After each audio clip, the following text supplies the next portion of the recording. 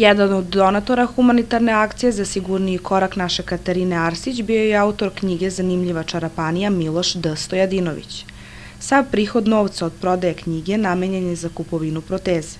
Zahvaljujući svim humanim ljudima prikupljeno je 5,5 miliona dinara, od kojih je Katarina dobila protezu zbog koje će moći lakše i sigurnije da hoda. Novac je takođe potreban i Kruševljanki Kristini Blagojević, zbog čega je autor Stojadinović rešio da sada prodaju knjige usmeri na prikupljanju novca za nju. Za Katarinu je već prodato bilo 600 primeraka, ostalo je 400.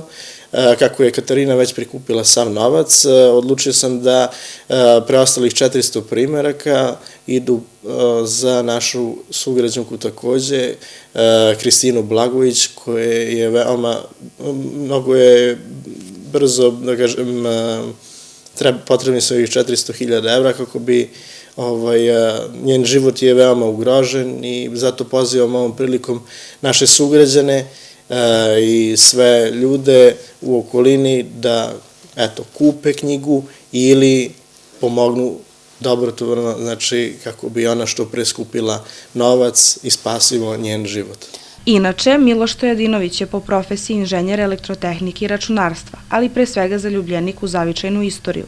Istražuje već punu deceniju koliko traje njegova popularna Facebook stranica U vremenu starog Kruševca, a u međuvremenu je objavio i knjige Pasjak, Dnevnici iz Velikog rata i Kruševac u Velikom ratu sa Slobodanom Nikolićem. Baveći se digitalizacijom kulturnog nasleđa Kruševca, sakupio je hiljade starih fotografija, tekstova i filmskih zapisa.